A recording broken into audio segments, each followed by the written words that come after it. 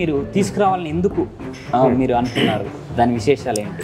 ఒకరోజు మన కరుణాకరన్ గారి దగ్గర ఒక సినిమా ఏదో వర్క్ చేస్తుంటే ఆయన దగ్గర ఉంది సుజాత గారు రాసిన ఆ స్క్రీన్ ప్లే.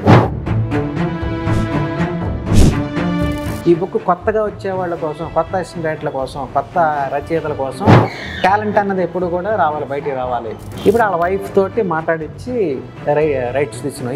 ఈ ప్రాసెస్కి రైట్స్ తీసుకోవడానికి 3 నెలలు పట్టింది. మారుతి గారు ఎట్లయినా దీన్ని బయటికి తీసుకురావాలి. మీ బాండింగ్ ఎట్లుంటుంది సార్ అసలు ఈ బుక్ విషయంలో? అది ఎట్లా ఉపయోగపడింది? మారుతి గారు నేను అంటే ఆయన డైరెక్టర్ అవ్వక ముందు నుంచి మా ఇద్దరం ఫ్రెండ్స్. వచ్చే సినిమా బుక్ మనం వెయ్యాలి సో అని ఒక మారుతి ఫ్లేవర్స్ అని ఒక బ్యానర్ పెట్టారు. ఒక రైటర్గా చెప్పండి, సినిమా సక్సెస్లో రైటర్ బాధ్యత ఎంత ఉంటుంది? దీన్ని అద్భుతంగా ఆడియన్స్కి ఇంట్రెస్టింగ్గా, రసోత్తరంగా, ఎంగేజింగ్గా చెప్పడం. 2 గంటల కూర్చోబెట్టి ఆ చెప్పడంలో మీద సక్సెస్ ఉంటుంది. ఇప్పుడు స్క్రీన్ ప్లేకి కథకి డిఫరెన్స్ ఏంటి సార్? డైరెక్టర్ బట్టి స్క్రీన్ ప్లే మారిపోతూ ఉంటుంది. కానీ అసలు ఆ స్క్రీన్ ప్లే అంటే ఏంటి అని తెలుసుకుంటే మనకు స్పెషల్గా ఒక యూనిక్ స్క్రీన్ ప్లే మనకు క్రియేట్ అవుతుంది. 3 యాక్ట్ స్ట్రక్చర్ అనేవాళ్ళు అసలు కథ రాయడం కంటే అసలు దీంట్లో కూర్చోబెట్టడం ఏంట్రా? టోటల్గా మనకి 2 hours కథ అనుకుంటే పాటలు తీసేసి so 30 minutes, 60 minutes, 30 minutes. Maniratnam garu రాశారు, శంకర్ గారు రాశారు, సరే అది సుకుమార్ గారు రాశారు, డైరెక్టర్ సుకుమార్ గారు, అండ్ మారుతి గారు రాశారు, కరుణాకరన్ గారు రాశారు, బుచ్చిబాబు గారు రాశారు. సో నేను వీళ్ళు ఎవరి దగ్గర ఆ టాపిక్ కన్నా భలే మంచి ఐడియా నేను రాస్తాను ఇది అన్నారు. అలా అనిల్ రావుపూడి వీళ్ళందరూ కూడా రాస్తాను. వాళ్ళ సినిమా అనుభవాలు సుజాత గారు ఎట్లా ఇన్ఫ్లుయెన్స్ చేశారు, వాళ్ళు ఎట్లా రైటింగ్లో ఉన్న టెక్నిక్స్ అన్నీ దీంట్లో ఉన్నాయి. నేను ఆ టైంలో ఆ వ్యక్తిని మనం కలవాలనుకున్నా కలవలేకపోయాం. నెక్స్ట్ చనిపోయారు. ఆయన బుక్ కూడా చదవలేకపోయాం. అసలు ఆయన స్టైల్ ఆఫ్ నేరేషన్ అవ్వచ్చు, డిస్కషన్స్ అవ్వచ్చు, డైలాగ్ రాసే విధానం అవ్వచ్చు, అవన్నీ మనకు తెలియని విషయాలు. సినిమా ఫీల్డ్కి వద్దామని ఎప్పుడు అనిపించింది సార్ అసలు థాట్? సో శాఖర్ అని ఒక అబ్బాయి ఉన్నాడు మా ఫ్రెండ్. నేను సరదాగా ఒక కథ, సినిమా కథ రాయొచ్చు కదా అన్నాడు. అమ్మ నీకు ఒక కథ చెప్తున్నాను సినిమా కథ అని. బాగుంది, చాలా బాగుంది కదా అన్నారు. ఆవిడ చెప్పిన తర్వాత నాకు కాన్ఫిడెన్స్ వచ్చింది. అవును ఇది బాగుంది కదా కథ అని చెప్పేసి. లేదు హీరోయిన్ని రేప్ చేస్తే ఇమేజ్ పడిపోతుంది, ఇటువంటి పనికిరావు అన్నాడు. ఒక 7 years తర్వాత అది పెళ్లి చేసుకుందని సినిమా వచ్చింది. ఎస్వి కృష్ణారెడ్డి గారు షూటింగ్ జరుగుతుంది. ఆయన చెప్పడానికి వెళ్ళాం. హీరో చనిపోయి అక్కడి నుంచి సోలో అవుతాడు అనమాట. ఈ సినిమాలు ఇక్కడ ఆడో కథ ఆపేయండి అన్నాడు ఆయన. బన్నీ వాసు అండ్ బన్నీ కలిపి ఏదో ఒక సినిమాకి వెళ్ళారు. సో చూసి ఇది నవ్వుకున్నారంట, బాగా నవ్వుకుని ఇది డైలాగ్ ఎవరు రాశారు కనుక్కోండి అంటే సరే అని చెప్పి డైలాగ్ చాలా బాగున్నాయి. అప్పుడు హ్యాపీకి నాతో రాయించాను. బన్నీ గారి ఎక్స్పీరియన్స్ చెప్పండి సార్. హ్యాపీలో ప్రతిరోజు నేను బన్నీ జెనిలియా సరదా ఒకళ్ళ మీద ఒకళ్ళు జోకులు వేసుకొని చాలా ఫన్నీ. బన్నీ చాలా సరదాగా ఉంటుంది, డౌన్ టు ఎర్త్. ప్రభాస్ గారితో నేను 2 సినిమాలు చేశాను. అంటే టు బి ఫ్రాంక్ ఆయనతో మాట్లాడితే ఒక పసిపిల్లోళ్ళ ఉంటుంది ఆయన. అంటే క్లీన్ వైట్ పేపర్. ఈ పుస్తకాన్ని మీరు సినిమా రైటర్ ఉండడం వల్ల ఇంకా అర్థం కావాల్సిన విషయాలు ఏంటి, ఇంకా డీటెయిల్గా ఏం చెప్పాలి అనేది దీంట్లో ఇంక్లూడ్ చేశారు మీరు. దర్శకుడు అవుతాం అన్న ప్రతి వ్యక్తి ఖచ్చితంగా ఈ బుక్ చదవాలి. ఇంకోటి సినిమా నుంచి వెళ్ళిపోతాం అన్న కూడా చదవాలి, ఎందుకంటే ఇది ఆపుతుంది.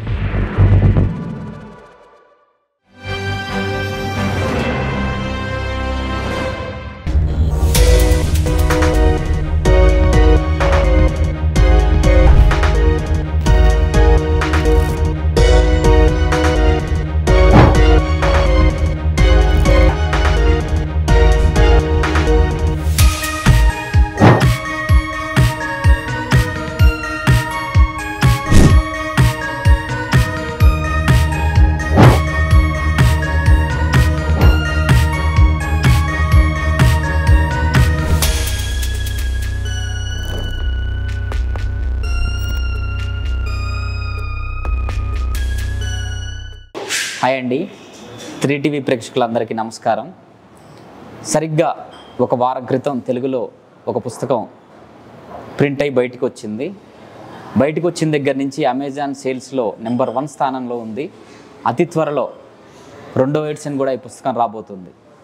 ఈ పుస్తకం గురించిన విశేషాలు చెప్పాలంటే తమిళ చలనచిత్ర పరిశ్రమలో రచయిత అనదగ్గ వ్యక్తి దగ్గర లేదా రచయిత అనిపించుకోవాలనుకున్న వ్యక్తుల దగ్గర ఈ పుస్తకం హ్యాండ్బుక్గా ఉండేది. ఈ పుస్తకం రాసింది తమిళంలో గొప్ప సినిమాలకు రైటర్గా పనిచేసినటువంటి సుజాత గారు.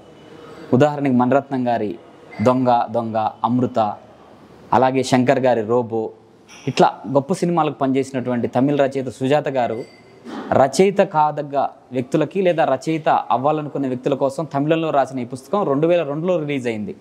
అప్పటి నుంచి ఈ పుస్తకాన్ని తెలుగులోకి తేవాలని ఎంతోమంది ప్రచురణకర్తలు, ఎంతోమంది రైటర్స్ ట్రై చేశారు. కానీ ఇలాంటి పుస్తకం తెలుగులో ఉండాలి అన్న కృతనిశ్చయంతో ఈ పుస్తకాన్ని డార్లింగ్ స్వామి గారు అనువదించారు. డార్లింగ్ స్వామి గారు అంటే మనందరికీ పరిచయం.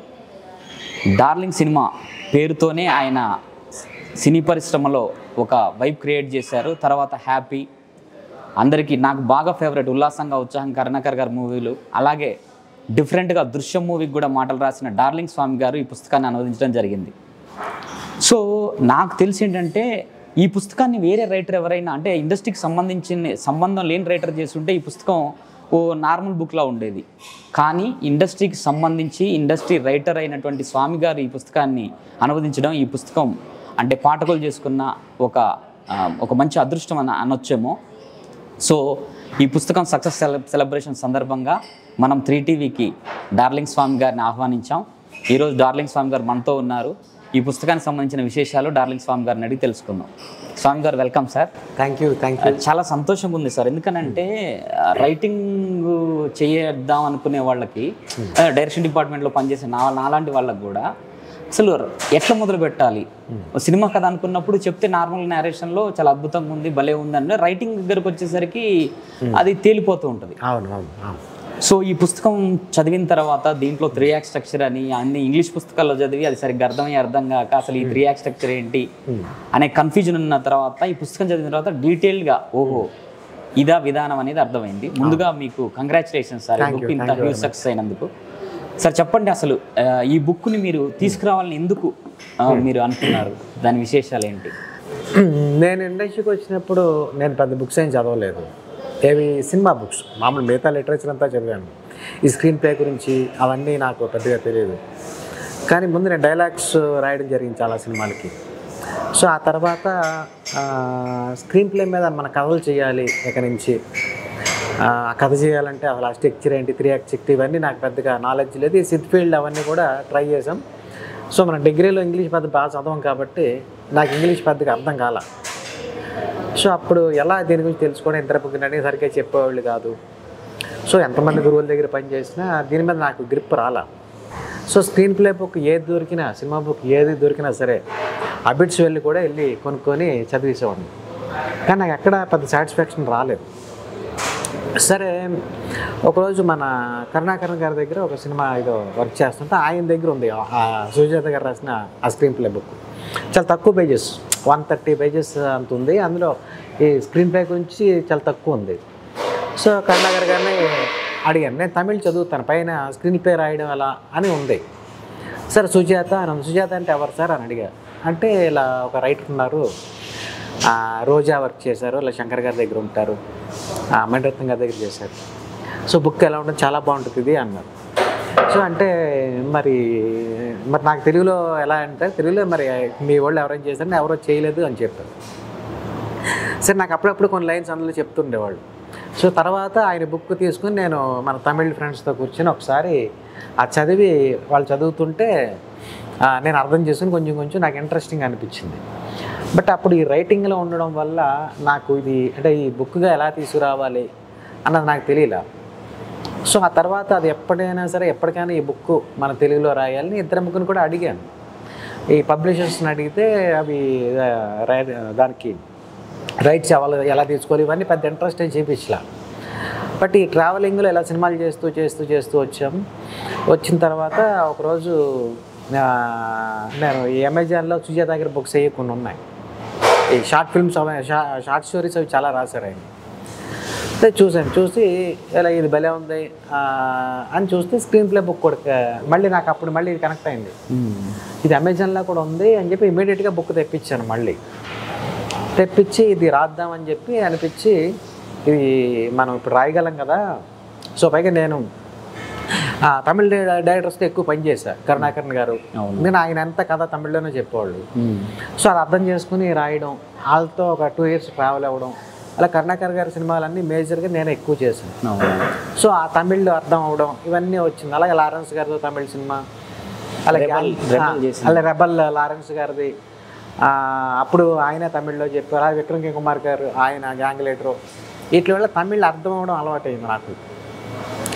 రాయడం అలవాటు కాకపోయినా ఈ బుక్ నాకు ఆ తర్వాత ఈజీగా ఈ సినిమా లాంగ్వేజ్ మనకి ఈ స్ట్రక్చర్ ఇవన్నీ మనకు అలవాటాయి కాబట్టి దాదాపు నాకు అర్థమైంది. సో ఇంక ఇది రాద్దాం అని చెప్పి ఫిక్స్ అయ్యి మారుతి గారితో చెప్తే ఆయన వెంటనే సుజాత గారు అంటే సూపరు, మనం అలాగే సక్సెస్ అయిపోయాం, సో మనం సక్సెస్ అయినప్పుడు ఈ బుక్ వేస్తే బాగుంటుంది, నేనే వేస్తాను, మీకు ఎంత అమౌంట్ కావాలంటే అంత తీసుకోండి, ఇది చేద్దాం, ఇది కమర్షియల్గా కూడా కాదు, మనం ఈ బుక్ ఇండస్ట్రీలో ప్రతి వ్యక్తి దగ్గర ఉండాలి, ఎందుకంటే తమిళలో ప్రతి వ్యక్తి దగ్గర ఉంటుంది ఈ బుక్, సో ఇది ప్రింట్ వేద్దాం అన్నారు. సో అక్కడి నుంచి ఇంకా మెంటల్గా ఫిక్స్ అయ్యి ఇంకా సినిమాలు చేసే వరకు చాలా ఉంది, 4-5 సినిమాల వర్కులు ఉన్నాయి, మారుతి గారు చేయాల్సినవన్నీ ఉన్నాయి. సో ఇవి చేస్తూనే ఒక పక్కన రోజుకు ఒక 2-3 అవర్స్ కూర్చొని దీన్ని రాయడం, మన ఫ్రెండ్స్ వాళ్ళు అసినట్ల వాళ్ళు తమిళ్లో వచ్చిన వాళ్ళు ఉంటే వాళ్ళు చెప్పింది వినడం, మళ్ళీ నేను క్రాస్ చెక్ చేసుకోవడం, దీన్ని ఇంకా స్మూత్గా రాయడం, ఆడియన్స్కి అర్థం అయింది. కొంచెం క్రిటికల్గా ఉంది. అదే ఇక్కడ రాశారు స్వేచ్ఛ అనువాదం కాకుండా చేయలేదు. ఎందుకు చేయలేదంటే కొంచెం టఫ్గా ఉంది, కొంచెం అంటే కామన్ కొత్తగా వచ్చేవాళ్ళ కోసం మా టార్గెట్ ఏంటంటే ఈ బుక్ కొత్తగా వచ్చేవాళ్ళ కోసం, కొత్త అసిస్టెంట్ రైటర్ల కోసం, కొత్త రచయితల కోసం మెయిన్ టార్గెట్ అది పెట్టాం. ఎందుకంటే ప్రతి వాళ్ళు పాప ఇండస్ట్రీకి వచ్చేటప్పుడు వాళ్ళ దగ్గర వాళ్ళకి ఎలా కథ చేయాలన్న తెలియదు, ఇంట్రెస్ట్ ఉంటుంది, క్రియేటివిటీ ఉంటుంది, కానీ దీన్ని సినిమాగా మార్చడానికి వాళ్ళ దగ్గర దానికి సరైన గురువు లేకపోవడం ఇవన్నీ. సో టార్గెట్ మేము వాళ్ళకే పెట్టాం. సో వాళ్ళు చదివితే చాలు మనకి అన్న ఉద్దేశం. ఎందుకంటే టాలెంట్ అన్నది ఎప్పుడు కూడా రావాలి, బయటికి రావాలి, క్వాలిటీ పెరుగుతుంది, మంచి సినిమాలు వస్తాయి. సో వాళ్ళకి పాపం ఈ యాక్సెస్ లేక వాళ్ళకి ఒక రూట్, ఒక సినిమా కథ ఇవ్వగలే కెపాసిటీ లేకపోవడం, దానికోసం ఎవరో గురువులు అంటే ఒక పుస్తకం కావాలని అనిపించింది. సో దానికోసం నేను బుక్ ఏం చేశానంటే అందుకే స్వేచ్ఛ అనువాదం పెట్టాం. బాగా ఇంకా సింపుల్గా చేసి నేను ఈ తమిళ్ నుంచి తెలుగు ఆ క్రీమ్ తీసుకున్న తర్వాత ఒక 10 వెర్షన్స్ రాశాను. రేపు ప్రింటింగ్కి వెళ్తుందని రోజు కూడా మళ్ళీ ఆపి మళ్ళీ స్మూత్గా చేసి మళ్ళీ నైట్లో 2 వరకు 3 వరకు కూడా కూర్చొని ప్రతి టర్మ్ చాలా ఈజీగా అర్థం కావాలి. ఇంకోటి అట్ ది సేమ్ టైం జనరల్గా ఇప్పుడు కొంచెం మన గతంలో ఒక 40 ఏళ్ళ క్రితం కన్నా ఇప్పుడు కొంచెం బుక్స్ చదవడం కొంచెం తగ్గింది. సో ఏమాత్రం ఇంట్రెస్ట్ లేదంటే 5వ పేజీ 6వ పేజీలు వదిలేస్తారు బుక్లో. సో దానికోసం సరళంగా రాయాలి, తక్కువ పేజీలు రాయాలి, ఎక్కువ కాంప్లెక్స్ లేకుండా రాయాలి అని దానికోసం ఎక్కువ కృషి చేసి సింప్లిఫై చేసా బాగా. అందరికీ ఒకసారి పట్టుకుంటే ఇంక వెళ్ళిపోవాలి. ఎవరో ఒక అన్నోన్ పర్సన్ అంటే మన సినిమా ఇండస్ట్రీ కాని అబ్బాయి చదివాడు, అంటే ఒక సాఫ్ట్వేర్ ఇంజనీర్, అతనికి సినిమా ఇంట్రెస్ట్ కూడా లేదు, మీరు రాశారు కూడా చదువుతాను చదివాడు. చదివి ఒక నైట్లో చదివి చాలు, బుక్ ఇంట్రెస్ట్ లేదు అతనికి, బుక్కులు చదవడం సినిమా అతనికి కూడా అర్థమైపోయింది, భలే ఉందండి బుక్, నేను పట్టుకుంటే వెళ్ళిపోయింది అన్నాడు. సో నేను నా టార్గెట్ రీచ్ అయ్యని అనిపించింది నాకు. సో దానికోసం ఎక్కువ కష్టపడాల్సి వచ్చింది. నెక్స్ట్ ఈ రైట్స్ తీసుకోవడానికి కూడా కొంచెం ఎక్కువ కష్టపడాల్సి వచ్చింది. ఎందుకంటే సుజాత గారు చనిపోయారు, ఎప్పుడో చనిపోయారు, ఆ రోబో తర్వాతే చనిపోయినట్టున్నారు. సో ఈ రైట్స్ కోసం ఎవరిని అడగాలి, ఇద్దరు ముగ్గురిని అడిగాను, అలాగే మిమ్మల్ని కమల్ గారిని అడిగాను. సో దానికోసం ట్రై చేస్తే ఒక పబ్లిషన్ అక్కడ చెన్నైలో ఈ బుక్ ఎవరైతే వేశారో తమిళ్లో వాళ్ళని అడిగాము, వాళ్ళు అసలు లిఫ్ట్ చేయలేదు, వాళ్ళకి డీటెయిల్స్ ఏమీ అర్థం తెలియలే మాకు. సరే ఎలాగని చెన్నైలో ఉన్న మొత్తం అందరినీ శంకర్ గారి నుంచి కూడా ట్రై చేసాం. అయితే ఆయన ఏమో ఈ భారతీయుడు రిలీజ్ గేమ్ జర్నీ రిలీజ్ అయ్యి ఆయన ఎక్కడికో ఫారిన్ ఎక్కడో ఉన్నారు, వాళ్ళ అసోసియేట్తో ట్రై చేసాం అప్పలా. సరే అప్పుడు ఒకరోజు మా ఫ్రెండ్ ఒక అతను బాలాజీ అని, తను ఒకసారి ఫ్లైట్లో ఎక్కి ఎక్కడికి వెళ్తుంటే పక్కన ఎవరో ఒక ఆయన ఉన్నారు. సో ఆయనతో మాట్లాడుతుంటే అతను ఈ సుజాత గారు రిలేటివ్ అని అర్థమైంది. అర్థమైతే తను ఏమన్నా అంటే ఈ సుజాత గారు వాళ్ళ వైఫ్ నెంబర్ దొరుకుతుందా మనకి అని అడిగితే, దేనికంటే ఇలా రైట్స్ గురించి అంటే, సరే నేను కనుక్కొని చెప్తాను అని చెప్పి ఆయన ఏం చేశారంటే అతను ఫారిన్ వెళ్ళిపోయాడు, ఇంకెప్పుడు ఫోన్ చేసినా ఆయన లిఫ్ట్ చేయట్లా. సరే మళ్ళీ తను మెసేజ్ పెట్టాడు బాలాజీ అని, పెడితే కొన్ని రోజుల తర్వాత ఆయన అప్పుడు వాళ్ళ వైఫ్ నెంబర్ ఇచ్చారు. ఇప్పుడు వాళ్ళ వైఫ్ తోటి మాట్లాడిచ్చి రైట్స్ తీసుకున్నాం. ఇది ఈ ప్రాసెస్కి రైట్స్ తీసుకోవడానికి 3 నెలలు పట్టింది. చాలామంది ఆ నెంబర్ పట్టుకోలేక పబ్లిషర్స్ వదిలేశారు. నేను ఒక పని పెట్టుకుంటే ఇది అవ్వాలని ఫిక్స్ అవుతా, ఇంక ఇది చెయ్యాలి, రైట్స్ అలాగనే తీసుకోవాలి అని చెప్పి నేను ఇంకా దాని మీద ఇంకా తపస్సులాగా వెళ్ళి ఆ రైట్స్ తీసుకొని తెచ్చి అక్కడి నుంచి అనువదించి స్టార్ట్ చేస్తున్నమాట. సూపర్ సార్, నిజంగా అంటే సంకల్పం బలంగా ఉంటే అని. సార్ మీరు రాసిన తర్వాత దీని పబ్లిషింగ్ బాధ్యతలు అనేవి రైటర్గా మనం నార్మల్గా రైటర్గా రాసిన తర్వాత దాని పబ్లిషింగ్ బాగా పుస్తకం బాగా వస్తేనే ఎక్కువ రీచ్ ఉంటుంది. సో మీరు ఇందాక చెప్పారు మారుతి గారు ఎట్లయినా దీన్ని బయటికి తీసుకురావాలని. మీ బాండింగ్ ఎట్లుంటుంది సార్ అసలు ఈ బుక్ విషయంలో, అది ఎట్లా ఉపయోగపడింది? మారుతి గారు నేను అంటే ఆయన డైరెక్టర్ అవ్వకముందు నుంచి మా ఇద్దరం ఫ్రెండ్స్. సో అప్పటికి నేను ఒక 2 ఫిల్మ్స్ రాస్తాను. సో అప్పుడే పరిచయం అయ్యారు, మన బన్నీవాసు ఎస్కేఎన్ ద్వారా పరిచయం అన్నమాట ఆయన. సో అప్పటి నుంచి మేము కథలు రిఫర్ చేస్తూ ఉండేవాళ్ళు అన్నమాట. సో అప్పుడే మా రిలేషన్ మెయింటైన్ అవుతూ వచ్చింది ఈ రోజు వరకు కూడా. సో ఈ ప్రాసెస్లో నేను ఎక్కువ ఆయనతో బుక్స్ గురించి మాట్లాడడం, ఆయన తెలుసు నేను బుక్ రాయాలని ఉందని నా కోరిక ఆయనకి తెలుసు. సో ఆయన కూడా ఒక సందర్భం చూస్తున్నారు, ఏదైనా అవకాశం ఉన్నప్పుడు వేద్దాం అని చెప్పి. ఎప్పుడైతే ఈ సుజాత గారి బుక్ అన్నానో ఆయన కూడా వెంటనే ఎగ్జైట్మెంట్ వచ్చింది, వచ్చే సినిమా బుక్ మనం వెయ్యాలి. సో అని ఒక మారుతి ఫ్లవర్స్ అని ఒక బ్యానర్ పెట్టారు ఆయన. దీని మీద అన్ని అంటే దీనికోసం ప్రత్యేకంగా ఇంతకు ముందు ఇదే ఫస్ట్ దీనికోసమే పెట్టాం, మారుతి ఫ్లవర్స్ అని పెట్టి. ఇది పబ్లిషింగ్ లా బాగుంటుంది, ఇక్కడ నుంచి మనం ప్రతి సినిమా గురించి ఏదో ఒక బుక్ వేద్దాం. ఆయన డైరెక్షన్ చేసిన బుక్స్ సినిమాలు అవి ఏవైనా తీసుకుని దాని గురించి అసలు ఈ కథ ఐడియా ఎలా పుట్టింది, దీనికి ఎలా అనలైజ్ చేసాం, కథని ఎలా స్క్రీన్ ప్లే చేసాం, ఎలా మాటలు రాసాం, ఇవన్నీ క్రియేటివ్ సైడ్ మొత్తం ఒక బుక్ వేద్దామని చెప్పి ప్రతి సినిమాకి ఫిక్స్ అయ్యాం. అలా మన బుచ్చిబాబు గారిని కూడా కలిసినప్పుడు, మన పెద్ద బుచ్చిబాబు గారిని కలిసినప్పుడు ఆయన కూడా మన ఉప్పెన అది వేద్దామండి అన్నాను. అంటే ఆయన ఏమన్నారంటే కరెక్ట్గా బాగుంది, మంచి ఐడియా, ఉప్పినంత కష్టం అని టైటిల్ పెడదాం అన్నారు ఆయన. అది రాద్దాం మన ఫ్రీ ఉన్నప్పుడు అన్నారు. అది నాకు భలే ఎనర్జీ ఇచ్చింది. సో మారుతి గారు ఇంకా సో ఆయన సర్కిల్లో కొంచెం బుక్స్ గురించి ఎక్కువ మాట్లాడేవాడు, నేనే బుక్స్ లిటరేచర్ని చదివి. సో ఆయన ఇంకా నమ్మకంతో ఇది చెయ్యాలి బుక్స్ అని వాళ్ళ పాప హియా తనని ప్రొడ్యూసర్గా పెట్టి ఒక బ్యానర్ స్టార్ట్ చేశారు. సో ఆ బ్యానర్ మీద మళ్ళీ దీనికోసమే ఆ లోగో చేయించాం. నెక్స్ట్ ఈ కవర్ డిజైన్ అంతా కూడా మీరు నమ్మరు 20 రోజులు పట్టింది కవర్ డిజైన్కి. రాము అని తనతో చేయించారు, తను మన రాజాసాబ్ సినిమాకి కవర్ పోస్టర్ డిజైనింగ్ అంతా చేస్తున్నారు, తనతో ఈ కవర్ పేజీ చేయించారు.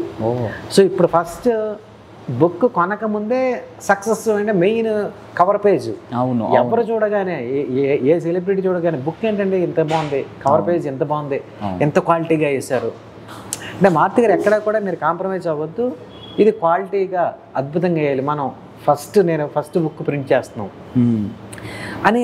ఎవరు బాగా చేస్తారంటే మన అన్వీక్షకి పబ్లిషర్స్ వెంకట సిద్ధారెడ్డి నా ఫ్రెండ్ అని చెప్తే సరే అని నేను వెంకట సిద్ధారెడ్డిని తీసుకొచ్చాను. తను కూడా వెరీ ఎగ్జైట్ అయ్యి ఇది డెఫినెట్గా చేద్దాం. వాళ్ళు కూడా ఎప్పటి నుంచో దీన్ని ట్రాన్స్లేట్ చేద్దాం, వాళ్ళు కూడా ఎప్పటి నుంచో ట్రై చేశారు. ట్రై చేస్తే వాళ్ళకి రైట్స్ దొరకలేదు, కాంటాక్ట్ దొరకలేదు వాళ్ళకి. సరే వెంకట్తో నేను వెళ్ళి మాట్లాడితే ఇది సూపర్, ఇది వేద్దాం, ఇది సో ఇది నేను ఎంతో అద్భుతంగా చేద్దాం, ఇది మన డబ్బుల కోసం చేయొద్దు, బుక్ కోసమే చేద్దాం. ఎందుకంటే రైటర్స్ అందరి చేతిలో ఒకటి ఉండాలి. ఎందుకంటే దేనికైనా ఏ సినిమాకైనా స్క్రీన్ ప్లే అనేది ఇంపార్టెంట్. అది ఉంటే యావరేజ్ పాయింట్ కూడా సూపర్ హిట్ అయిన సందర్భాలు మనం చాలా చూసాం బయట. ఇది తెలిస్తే ఇంకా సినిమా వచ్చేస్తుంది మనకి. ఎందుకంటే మన తెలుగులో 10% సక్సెస్ రేటే ఉంది, దాన్ని మనం అట్లీస్ట్ 70% లాగాలి, 70%కి తీసుకురావాలి. దానివల్ల సినిమా క్రియేటివిటీ లోపలికి వచ్చిన అందరి దగ్గర ఉంటుంది. బట్ దీన్ని ఒక సినిమా శిక్షగా మార్చడానికి బేసిక్స్ తెలిస్తే వాళ్ళు అద్భుతంగా చేయగలరు అని అనిపించింది మాకు. ఎందుకంటే ఒక స్ట్రక్చర్ అంటూ మన బ్రెయిన్లోకి ఎక్కి పెట్టుకుంటే ఆ స్ట్రక్చర్ పరంగా మనం కథ ఆలోచించుకొని మనం హీరోలని అవ్వచ్చు లేకపోతే ప్రొడ్యూసర్లు అవ్వచ్చు అవన్నీ ఒప్పించుకోవడానికి బాగా హెల్ప్ అవుతుంది అని. అట్ ది సేమ్ టైం ఎక్కువ పేజీలు కాకుండా షార్ప్గా ఈజీగా ఇవాళ స్టార్ట్ చేస్తే పొద్దున్నకి అయిపోవాలి బుక్, అలా ఎన్నిసార్లైనా చదువుకోవచ్చు వాళ్ళు. అలాగా రాసన్నమాట ఈ బుక్. ఒక రైటర్గా చెప్పండి, సినిమా సక్సెస్లో రైటర్ బాధ్యత ఎంత ఉంటుంది? సినిమా సక్సెస్లో రైటర్ బాధ్యత 50% ఉంటుందండి. 100% ఇది నిజం, 50% అయితే ఉంటుంది. ఎందుకంటున్నారంటే ఒక దర్శకుడు రచయిత అయితే అది వేరే టాపిక్. మీరు ఇండివిజువల్ రైటర్ గురించి అంటున్నారా? ప్రొఫెషనల్ రైటరు, డైరెక్టర్, ఈ రైటర్ రాసిన కంటెంట్ తీసుకెళ్ళి డైరెక్టర్ డైరెక్షన్ చేస్తాడు అనుకోండి, సో ఈ రైటర్ బాధ్యత ఎంత ఉంది సినిమా ఇప్పుడు నిన్న వంశీ గారిని, పెద్ద వంశీ గారిని కలిసాం. ఆయన ఒక మాట చెప్పారు, మనం ఆ టైంలో ఏప్రిల్ 1 విడుదల నా సినిమా వచ్చింది. ఆ సినిమా పాయింట్ హరిశ్చంద్ర అబద్ధం ఆడితే అన్న పాయింట్తో ఆ నవల్లో పాయింట్ తీసుకుని ఈయన మార్చి స్క్రీన్ ప్లే అంతా చేశారు. కథ ఎక్కడి నుంచి తీసుకున్నా, ఎవరు తీసుకున్నా, ఏ రచయిత అయినా సరే, దర్శకుడు అవ్వచ్చు, రచయిత అవ్వచ్చు, ఇది స్క్రీన్ ప్లే చేసిన దాన్ని బట్టి సగం సక్సెస్ ఇక్కడే డిసైడ్ అయిపోతుంది. ఫస్ట్ పిక్ చేయడం పాయింట్, కొత్త పాయింట్, దీన్ని అద్భుతంగా ఆడియన్స్కి ఇంట్రెస్టింగ్గా, రసోత్తరంగా, ఎంగేజింగ్గా చెప్పడం, 2 గంటల కూర్చోబెట్టి ఆ చెప్పడంలో మీద సక్సెస్ ఉంటుంది. ఇది పేపర్ మీద ఆల్మోస్ట్ డిసైడ్ అవుతుంది. ఇంకా అక్కడి నుంచి మేకింగ్ అద్భుతంగా చేస్తే ఇంకా అద్భుతమైన ఒక బ్లాక్ బస్టర్ అవుతుంది. బట్ పేపర్ మీదే నాకు డిసైడ్ అవుతుంది నా ఫీలింగ్. ఎందుకంటే ఇక్కడ వచ్చిందే మనం అక్కడ చేయగలం, అక్కడ ప్రాక్టికల్గా చాలా అక్కడ ఏం చేయలేం. డైలాగ్ లెంగ్త్ తగ్గించవచ్చు, ఇన్స్టెంట్గా చిన్న బెటర్మెంట్స్ చేయొచ్చు, కానీ ఏదైనా సరే పేపర్ మీదే అంటాను నేను. సో ఇందులో రచయితే హ్యాండ్, అంటే ఇప్పుడు డైరెక్టర్ అన్న అతను ఏం చేస్తారు, విజువల్ అద్భుతంగా చేయడం మీద ఎక్కువ ఫోకస్ పెడతారు, ఎందుకంటే వాళ్ళకి విజువల్ గ్రిప్ ఎక్కువ ఉంటుంది వాళ్ళకి. సో అటువంటి సందర్భాల్లో కొన్ని మిస్ అవ్వచ్చు, అది గుర్తు చేసి మళ్ళీ ఇలా చేస్తే బాగుంటుంది అని రచయితే దర్శకుడికి గుర్తు చేయడం, లేకపోతే ఒక క్రాఫ్ట్ చెప్పడం. ఆయనకి తెలియదని కాదు, ప్రతి వాళ్ళు. ఇప్పుడు ఈ బుక్ కూడా ఇండస్ట్రీలో చాలామందికి ఇది చదివాక సీనియర్స్ అందరికీ అవును ఇది నాకు తెలుసు కదా అనుకుంటారు. కానీ అట్ ది సేమ్ తెలిసిన విషయాన్ని కూడా, ఇప్పుడు మనం ఇంట్లోంచి బయటికి వెళ్తున్నాం, ఆఫీస్కి వెళ్తున్నాం, మన పర్సు మర్చిపోవచ్చు. పర్సు ఉంటుందని మనకు తెలుసు, అది వైఫో లేకపోతే పిల్లల నాన్న డాడీ పర్సు మర్చిపోయాని ఇస్తారు. అవునవును. అంతే, ఆయనకి పర్సు మర్చిపోతున్నారు, పర్సు తెలియదు అని, పర్సు తెలుసు కానీ మర్చిపోతారు ఒక్కోసారి. కాబట్టి వాళ్ళు కూడా ఒకసారి చదివితే ఒక కథ చేసే ముందు వాళ్ళు జస్ట్ మనం గుర్తు చేసినట్టు ఉంటుంది. ఆల్రెడీ తెలిసిన వాళ్ళకి మళ్ళీ ఒకసారి తెలియజెప్పేది, తెలియని వాళ్ళకి మళ్ళీ తెలుసుకునేలాగా చేసేది. సార్ నాకు చెప్పండి, అసలు చాలా మందికి డౌట్ ఏంటంటే, సినిమాకి ఇప్పుడు నేను కథ ఉంది సార్ నా కథ వింటరా అని ఓ ప్రొడ్యూసర్ దగ్గరికి పోతున్నాడు, నాలాంటి వాడు ఔత్సాహిక దర్శకుడు కావాలనుకుంటున్నాడు. కథ వేరు, స్క్రీన్ ప్లే వేరు. ఫస్ట్ కథ విన్న తర్వాత కథ బాగుంది, నువ్వు దీన్ని మొత్తం రాసుకొని ఆర్డర్లో రాసుకొని రా అంటారా. ఇప్పుడు స్క్రీన్ ప్లేకి కథకి డిఫరెన్స్ ఏంటి సార్?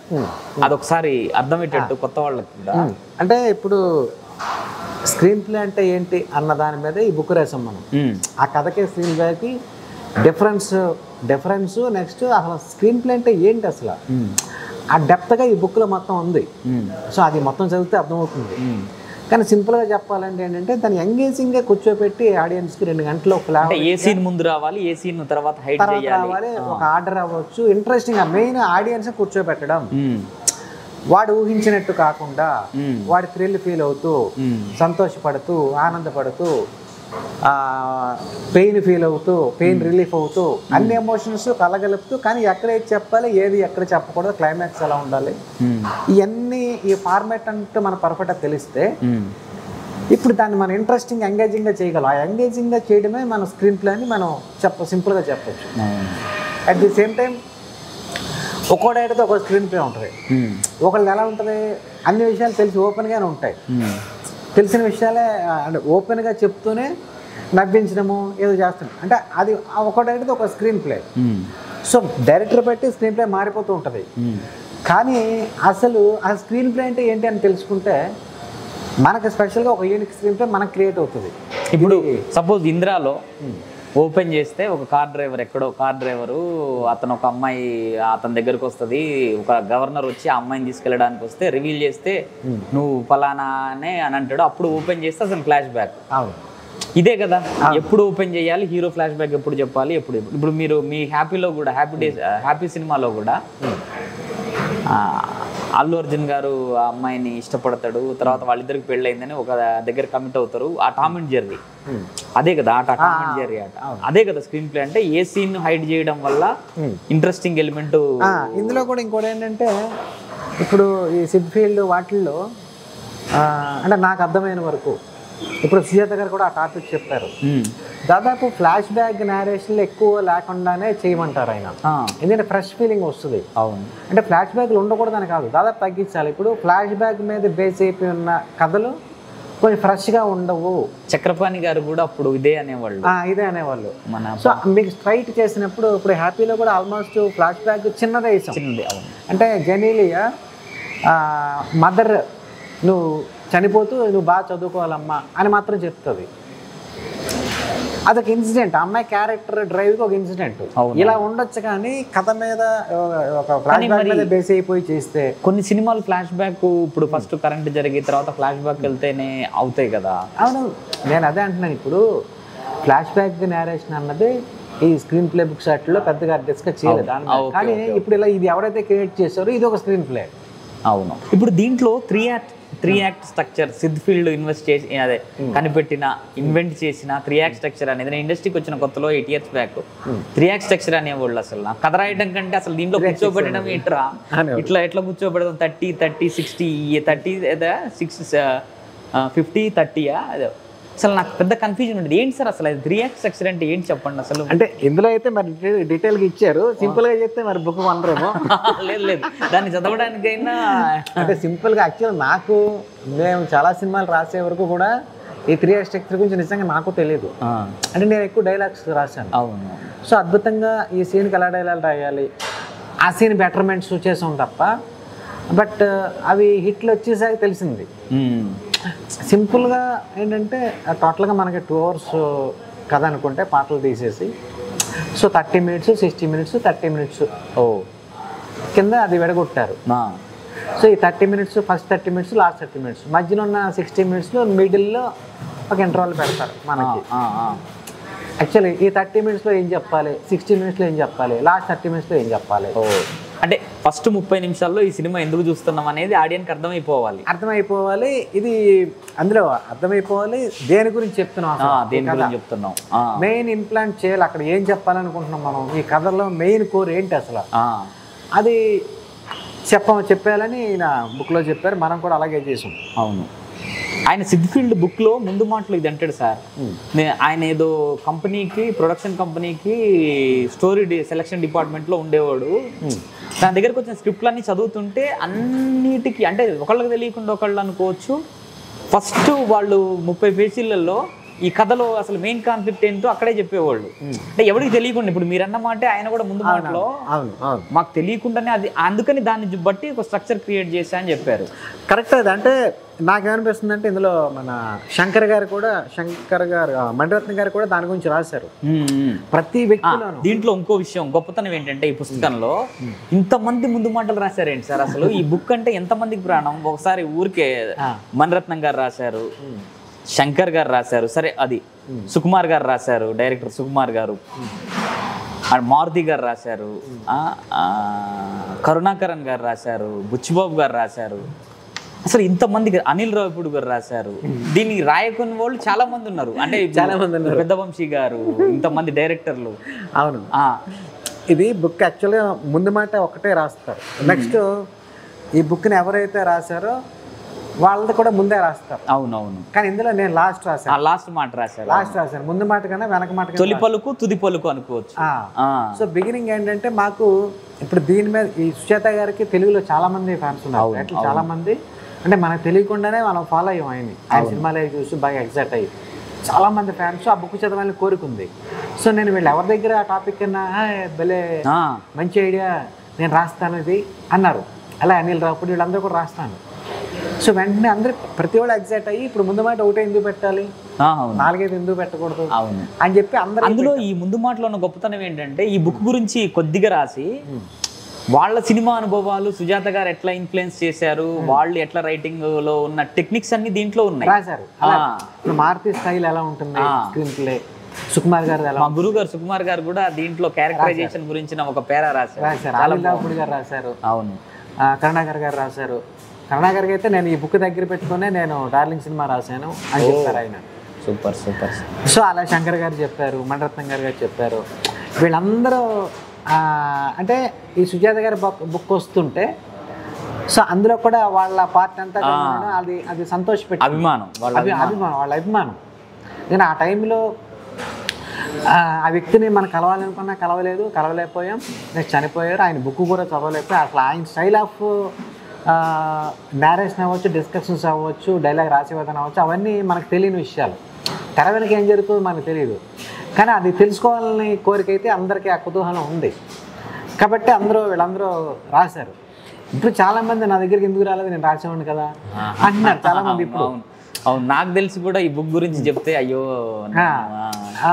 అనుదీప్ రాసేవాడు. తనేమో అప్పుడు అవుట్ ఆఫ్ స్టేట్లో ఉన్నాడు. తను సెకండ్ ఎడిషన్లో ఏమైనా పెట్టే సెకండ్ ఎడిషన్లో ఇంకా నేను సార్ ఇప్పుడు చెప్పండి, ఇప్పుడు ఈ బుక్ ఇంత సక్సెస్ అయింది, దీన్ని మీరు ఊహించారా ముందే ఇంత మంచి సక్సెస్ అవుతుందని? అంటే ఏదో బుక్ వస్తుంది, అందులో మనం తెలుగు వాళ్ళకి మరి ఎప్పుడో కన్యాశుల్కంలో గురజాడ అప్పారావు గారు చెప్పించిండ్రు పుస్తకాలు కొనడం ఆ బార్బేరియస్ అని. సో మీరు రచయితగా 30 సినిమాలు రాస్తే దాంట్లో క్లాసిక్స్ అనే దగ్గర సినిమాలు కూడా రాసిండ్రు. అవును. సో చెప్పండి, అసలు చదవడం అనేది మీకు రచయితకి ఎట్లా ఉపయోగపడ్డది? రచయిత కావాలనుకునే వాళ్ళు చదవాలి ఖచ్చితంగా. గొప్పగా రాయాలంటే గొప్పగా చదవాలి. సూపర్ సార్, ఇది మాత్రం కరెక్ట్. ఎందుకంటే నేను 6th క్లాస్లో ఉన్నప్పుడు అంటే అసలు నాకు చదవడం ఎందుకు వచ్చిందంటే, మా అమ్మగారు స్వాతి పుస్తకం ఒక అబ్బాయి వచ్చి వీక్లీ వన్స్ ఇచ్చేవాడు, 15 days కనుక వచ్చి ఇచ్చి 2 days తర్వాత తీసుకెళ్ళిపోయాడు. ఆ బుక్ ఆవిడ కథలు అవి చదివేవాళ్ళు అందులో. సో అలాగే ఫాదర్ ఏంటంటే ఈనాడు పేపర్ ఇచ్చేవాళ్ళు రెగ్యులర్గా, అప్పుడు బ్లాక్ అండ్ వైట్ వచ్చేది. సో దానికి సండే బుక్ ఒకటి వచ్చేది. ఈ సండే బుక్ మా ఇంట్లో మా అక్కలో నేను ముందు పేపర్ ఎప్పుడు వస్తుంది రాగానే ఈ బుక్ ముందు లాక్కుని అందులో ఒక ఫజిల్ ఉంటుంది, పద వినోదం, అది ఒక కథ వేస్తారు అందులో. ఇవి చదవాలని కొట్టుకునేవాళ్ళం, అలిగేవాళ్ళం, టిఫిన్లు మానేసేవాళ్ళం, అలా ఉండేది. సో అలా అక్కడి నుంచి మాకు చదవడం ఇంట్రెస్ట్. సో అక్కడి నుంచే ఈ చందమామ, బాలమిత్ర అవన్నీ వచ్చేవి. అవి ఒక స్టూడెంట్ బుక్ సెంటర్ అని ఒకటి ఉండేది మా ఊర్లో. మీ ఊరు ఏ ఊరు సార్? తాడేపల్లిగూడ. సో అక్కడికి వెళ్ళి ఆయన ఫస్ట్ నాకే ఇచ్చేవాడు. ఎలాగానే బుక్కి మధ్యలో కుట్టేసి ఇప్పుడు నాకు రెంట్కి ఇచ్చేవాడు. సో నేను 2 daysలో మళ్ళీ ఇచ్చేవాడిని. 1 rupee అన్నమాట అప్పుడు బుక్కి. సో 6th class నుంచి ఆ చదవడం ఏది దొరికినా చదవడమే. అలా 10th class వరకు కొంత చదివాము. అలాగే ఇంటర్మీడియట్లో కొంత చదివాము. యూనివర్సిటీకి వెళ్ళాక ఇంకా బాగా ఎక్కువ బుక్స్ అన్నీ చదివి ఇంకేంటి నాకు ఏదో రాయాలి అనిపిస్తుంది. అందుకే ఇప్పుడు ఏమైందంటే ఈ డైలాగ్స్ రాసేటప్పుడు ఇంకా ఆల్రెడీ ఫీడ్ అయి ఉంది కదా బోల్డ్ మ్యాటర్. నెక్స్ట్ మన ఎక్స్పీరియన్స్లో అవ్వచ్చు, మనం చూసిన సినిమాలు, ఈ రైటింగ్ వల్ల ఏమవుతుందంటే, అదే ఈ చదవడం వల్ల ఏమవుతుందంటే ఏదో ఒక గుడ్ డైలాగ్ సొసైటీ యాంగిల్కి హెల్ప్ అయ్యేలాగా నవ్వించడంతో పాటు చిన్న ఫిలాసఫీ ఏదైనా పెడదాం, లేదా వాళ్ళకి కదిలించే డైలాగ్ కూడా పెడదాం అని ఒక. ఎందుకంటే నేను చూసింది బుక్స్ చదివిన వాళ్ళు ఎవరైనా సరే, అంటే చదవని వాళ్ళు బ్యాడ్ అని కాదు. మనం ఎక్కడైనా అది బ్యాడ్ బుక్ రాని వినం ఎక్కడ. అవును, అది బ్యాడ్ సినిమా అని వినంటాం. బుక్ అంటే మంచిదని అంతే. అవును, అది మంచి చేస్తుంది అంతే. అవును. చాలా మంది బుక్ నేను చదువుతూ నాకు నిద్ర వస్తుంది అంటారు. బుక్ తీయగానే నాకు నిద్ర వస్తుంది. కానీ నేను ఏ బుక్ చదువుతానంటే, నాకు ఇవాళ ఎవరితోనో ఒక పెద్ద గొడవ అయింది, మైండ్ కరెక్ట్గా లేదు. అప్పుడు నెపోలియన్ హిల్లో ఏదో సంథింగ్ వాళ్ళ బుక్ చూసి ప్రశాంతంగా ఉండాలా ఏంటి, ఎలా ఉండాలి, లేకపోతే ఒక ఫియర్ పోవాలంటే ఏంటి, ఆ బుక్ ఆ టాపిక్ కూడా చదువుతా. అప్పుడు నిద్ర వస్తుంది నాకు. Super sir. బుక్ ఒక స్నేహితుడే. ఎందుకంటే బుక్ అన్నదే అప్పు అడగదు మనల్ని. అవును, మనల్ని బ్లాక్మెయిల్ చేయదు, మనల్ని తిట్టదు, మనం ఎంత చదివితే అంత ఇస్తుంది. ముందు మనిషిని బ్యాడ్ చేయదు, మన రాంగ్ వెళ్తుంటే రైట్ రూట్లో పెడుతుంది. కాబట్టి ఆ ప్రభావం బుక్ చదివిన వాళ్ళందరికీ కూడా ఒక మంచి సాహిత్యం ఇవ్వాలి. అది సినిమా కావచ్చు, దేనికైనా అవ్వచ్చు, ఒక మంచి విషయం చెప్పాలి అన్న థాట్ ఉంటుంది. ఇక డైరెక్ట్గా మీరు అన్నట్టు సినిమా తీసుకుంటే ఏంటంటే కొన్ని బంచ్ ఆఫ్ ఇన్సిడెంట్లు, దీన్ని కమర్షియల్గా డబ్బులు వచ్చేలాగా ఏం చేయాలి అన్న దాని మీద ఆలోచిస్తారు అందరూ. కానీ బుక్ ఇంపాక్ట్ ఉన్న వాళ్ళకి మీకు అందుకే తమిళ్లో మంచి సినిమాలు రావడానికి కారణం ఏంటంటే, దాదాపు డైరెక్షన్ డిపార్ట్మెంట్ లోపలికి వచ్చేవాళ్ళందరూ 90% లిటరేచర్ చదివిన వాళ్ళే. అవును, ఇప్పుడు వెట్రిమారన్ గారితో సహా న్యూ ఏజ్ తమిళ డైరెక్టర్స్. అవును, బుక్ చదవాలంటే పారంజిత్ బుక్ చదివితే ఇంకా యాడింగ్ అవుతుంది. అవును, అంటే ఒక మంచి రచన వస్తుంది, మంచి సాహిత్యం వస్తుంది, ఒక మంచి విషయం సొసైటీకి చెప్పచ్చు. ఇంకా మనం సినిమా డబ్బుల కోసం చేస్తారు కాదు, ఒక మంచి సినిమా ఇవ్వడానికి చేస్తే డబ్బులు ఆటోమేటిక్గా వస్తాయి. Super sir. ఈ మంచి సినిమా చేయాలి, మంచి కథ చేయాలి, మంచి స్క్రీన్ ప్లే చేయాలంటే కొంత బుక్స్ చదివి ఉంటే మనకి. ఇప్పుడు నిన్న ఎక్కడ ఒక కొటేషన్ చూశాను, మీకు ఒక కొత్త ఆలోచన రావాలంటే పాత పుస్తకం చదవండి అని వచ్చింది నేను ఫేస్బుక్లో. సూపర్. నాకు భలే అనిపించింది అది. అవును. ఎందుకంటే ఈ న్యూలో యూ టేక్ ఎనీ, ఇప్పుడు నేను బుక్స్ ఖాళీ ఉన్నప్పుడు ఇలా ఓపెన్ చేస్తా, ఈ అండర్లైన్ చేసి సరదా చదువుతా. చదివాక ఆ సినిమా ఉంటుంది, ఈ సినిమా ఏదో చూస్తుండ్రు, టక్ మని ఈ రెండు కలిసి వేరే కొత్త థాట్ వస్తుంది. ఓ, టక్ మని కొత్త పాయింట్ వస్తుంది. సీడ్ పుస్తకం అనేది ఒక సీడ్ వేస్తుంది, ఒక సీడ్ అది సీడు. అలానే ఇప్పుడు వచ్చిన కొత్త థాట్ అది వేరేగా ఉంటుంది. అవునవును, ఇది మెర్జ్ ఎటు కన్వర్ట్ అవుతుందో తెలియదు, కొత్త వంటకం తెలీదు. సో నాకు అలా వచ్చిన ఆలోచనలు కూడా ఆ రోజు బుక్ చదవడం కానీ ముందు రోజు కానీ బుక్ చదివి ఉంటాను. ఆ తర్వాత రోజే కొత్త థాట్ వస్తుంది, ఇది దేనికి కలవదు. ఎక్కువ మన క్రియేటివిటీ కూడా అంటే మన బ్రెయిన్ ఓపెన్ చేసి పెడుతుంది బుక్ అన్నది. కొన్ని అద్భుతమైన విషయాలను అది ఫీడ్ చేసి ఉంటుంది. ఈ అద్భుతమైన విషయాలకి కొన్ని బయట జరిగిన ఇన్సిడెంట్లు మిక్స్ అయ్యి ఒక కొత్త థాట్ వస్తుంది. దాన్ని సినిమాగా మనం కథగా మార్చినప్పుడు అది ఒక అద్భుతాన్ని సృష్టిస్తుంది. అవును, సూపర్ సార్. అంటే కొత్త రైటర్ అవుదాం అనుకున్న ప్రతి ఒక్కడైతే ఖచ్చితంగా రీడింగ్ హ్యాబిట్ అనేది ఉండాలి, 100% ఉండాలి. ఎందుకంటున్నా అంటే మీరు చెప్పినట్టు ఒక రైటర్ అవుదాం అనుకుంటే అతను ఫస్ట్ వెళ్ళి బుక్ ఇంట్రెస్ట్ లేకపోయినా సరే ఏదో ఒక విశాలాంధ్రకి వెళ్ళి ఎక్కడికో తక్కువ పేజీ వెళ్ళి అసలు అయితే ఒక కార్టూన్ బుక్ అవ్వచ్చు, లేకపోతే వివేకానంద కోట్స్, ఇది చదివినా బుక్ ఇంట్రెస్ట్ వస్తుంది ఆటోమేటిక్గా. ఎందుకంటే రచయితలకు అందరికీ స్పందించే గుణం ఉంటుంది. బేసికల్గా వాళ్ళకి స్పందించే గుణం ఎక్కువ ఉన్న వాళ్ళే సహజంగా రచయితలు అవుతూ ఉంటారు. సో బుక్ ఏం చేస్తుంది, బుక్ ఒక ఇంట్రెస్ట్ క్రియేట్ చేస్తుంది. ఆ క్రియేషన్ చదివి మనకు రాయాలనిపిస్తుంది. అంత ఎక్కువ మీటర్లు మన బ్రెయిన్లో ఉన్నప్పుడు మనం ఆటోమేటిక్గా రాయగలం. ఎందుకంటే లేకపోతే ఏమవుతుంది, మన లైఫ్లో చూసిన ఇన్సిడెంట్లతో మాత్రమే మనం కథ చేస్తాం. అవును. కానీ మన పూర్వీకులు ఏం చేశారు, బోల్డ్ నుంచి సాహిత్యం, ఓషో అవ్వచ్చు, కొడవగంటి కుటుంబరావు అవ్వచ్చు, బరాగు అవ్వచ్చు, చలంగారు అవ్వచ్చు, ఎవరిని ఇంతమంది ఇంత సాహిత్యం పెట్టేసి మన కోసం పెట్టి వెళ్ళారు. ఇవన్నీ ఒకసారి స్టడీ చేస్తే మనకి మన దగ్గర అంత మెటీరియల్ ఉంటుంది బ్రెయిన్లో. ఆ ఇన్సిడెంట్ ఇప్పుడు ట్రెండ్కి తగ్గట్టుగా ఈ ఆలోచన వాడుకొని మనం సినిమా చేసుకోవచ్చు. సార్ వరుసలో వరుస మీరు ఇప్పుడు 6th క్లాస్ నుంచి చదవడం అలవాటు, సినిమా ఫీల్డ్కి వద్దామని ఎప్పుడు అనిపించింది సార్ అసలు థాట్? నేను డిగ్రీ అయిపోయిన తర్వాత తాడేపల్లిగూడెంలో డిగ్రీ అయిపోయిన తర్వాత బిఎస్ఆర్ బ్యాంక్ టెస్ట్లకి కోచింగ్ వెళ్ళేవాళ్ళు. సో తాడేపల్లిలో ట్రైన్ ఎక్కి రాజమండ్రిలో దిగి అక్కడ కోచింగ్ అనమాట, ఆర్కే కోచింగ్ సెంటర్ అని చాలా ఫేమస్. ఓకే. ఒకసారి గోదావరి దగ్గర ట్రైన్ ఆగిపోయింది సిగ్నల్ ఇవ్వక. అక్కడ ట్రాక్ మీద మా ఫ్రెండ్స్ నేను కూర్చున్నా. అప్పటికి నేను పేపర్లో జోకులు అవి రాసేవాడిని. ఓ, అప్పటికి అలవాటు ఉంది రైటరు, అంటే చదువుతున్నాం కదా, జోక్ రాసి పంపిస్తే అది ప్రింట్ అవ్వగానే ఫ్రెండ్స్ అందరికి చూపించి ఇదిగో నాది పడింది అంటే వాళ్ళు భలే నువ్వు పెద్ద రైటర్ అయిపోతా అనేవారు. సో శేఖర్ అని ఒక అబ్బాయి ఉన్నాడు మా ఫ్రెండ్, నేను సరదాగా ఒక కథ, సినిమా కథ రాయొచ్చు కదా అన్నాడు. శేఖర్ తన పేరు. సో ఇక్కడ హైదరాబాద్లో ఉంటున్నాడు. నేనా అన్నాను, అని రాయండి, మీరు జోక్లే బాగా రాస్తున్నారు, మీ దగ్గర ఆ టాలెంట్ ఉంది అన్నాడు. నేను ఐడెంటిఫై చేయాలి, అతను ఐడెంటిఫై చేశాడు. అంటే మీ ఇంటి అసలు ఎవరికి రైటింగ్ లేదు ఫస్ట్ మీరే? ఓ సూపర్. కానీ బుక్స్ బాగా చదువుతాను తెలుసు వాళ్ళకి. సరే ఆ తర్వాత రోజు నిజమే అని ఒక కథ వెళ్ళాను. ఆ నైట్ కథ వెళ్ళి మా అమ్మగారికి చెప్పాను, అమ్మ నీకు ఒక కథ చెప్తున్నాను సినిమా కదా అని. బాగుంది, చాలా బాగుంది కదా అన్నారు. ఆవిడ చెప్పిన తర్వాత నాకు కాన్ఫిడెన్స్ వచ్చింది, అవును ఇది బాగుంది కదా కథ అని చెప్పేసి. ఇంకా అక్కడి నుంచి కథలు అల్లడం స్టార్ట్ చేశాను. సో మా ఫ్రెండ్కి ఒక కథ చెప్పారు.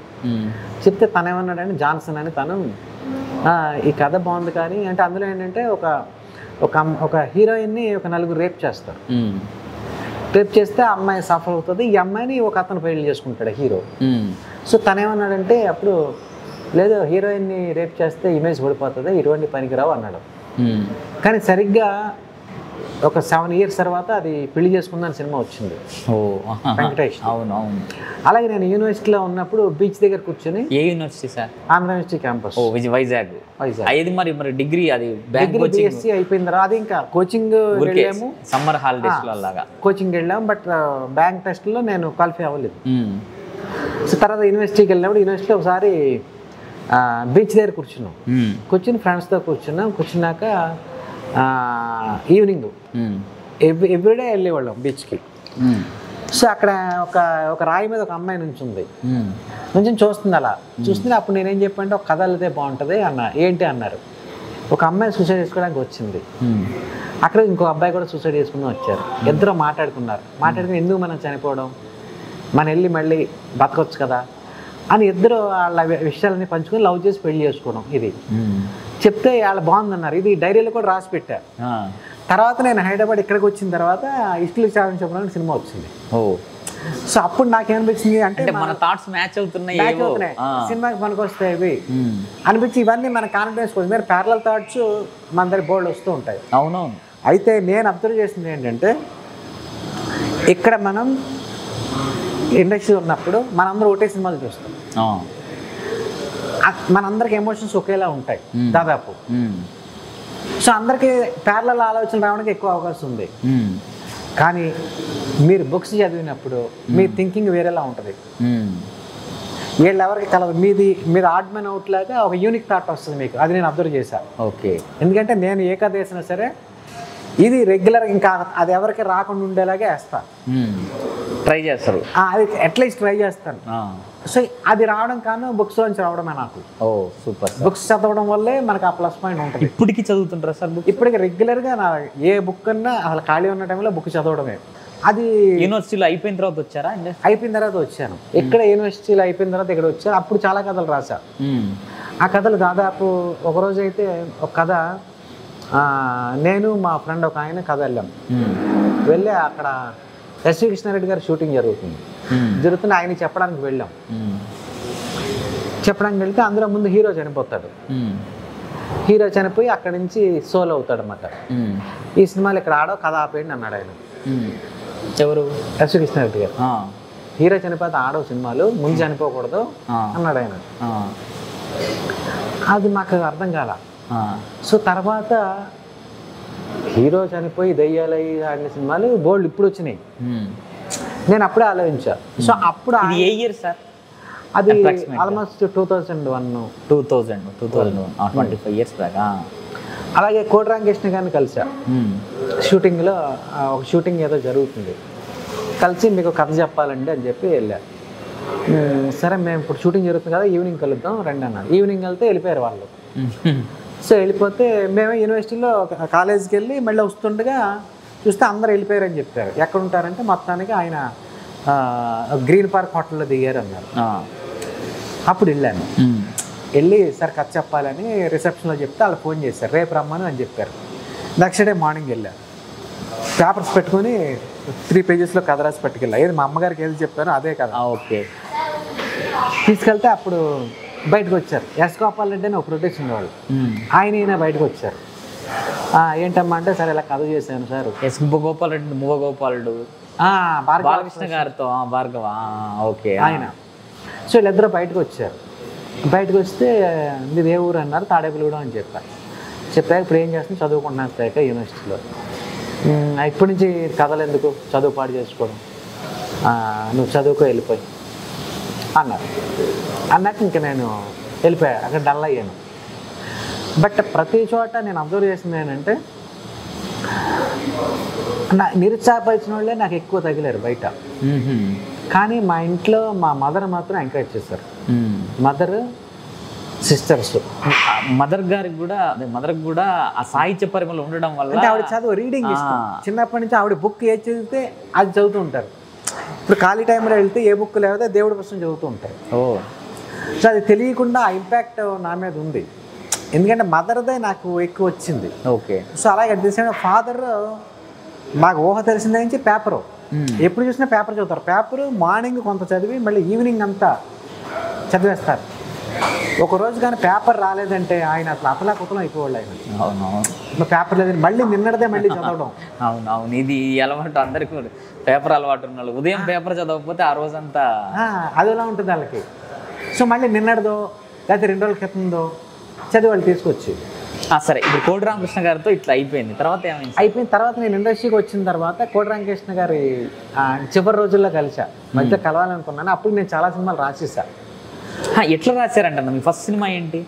ఫస్ట్ సినిమా అప్పుడు అక్కడి నుంచి నేను ఈ బుక్స్లో కొన్ని ఆర్టికల్స్ అవి రాసేవాడిని.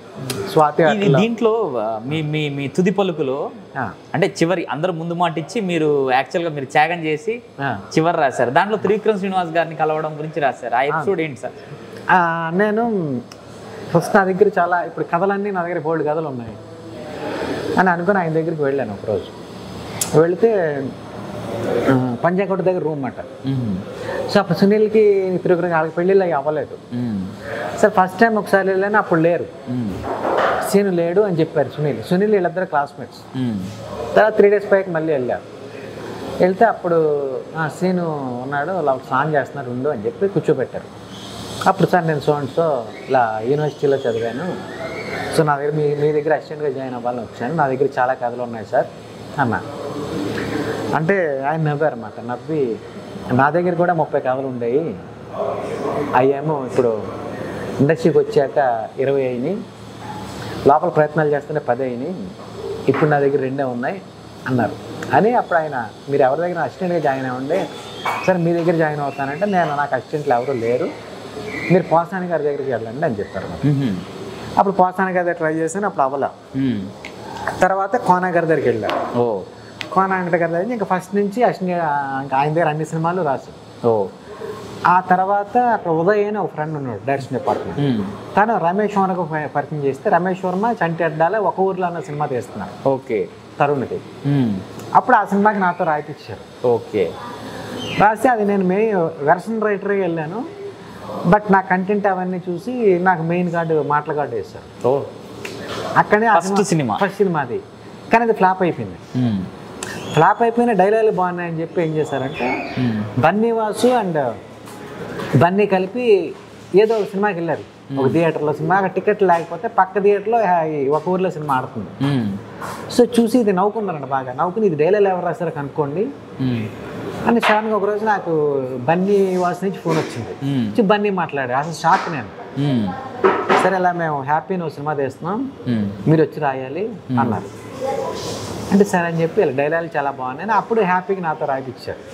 అక్కడ కరుణాకర్ గారితో పరిచయం, ఇంకా అక్కడి నుంచి ఆ ట్రావెలింగ్.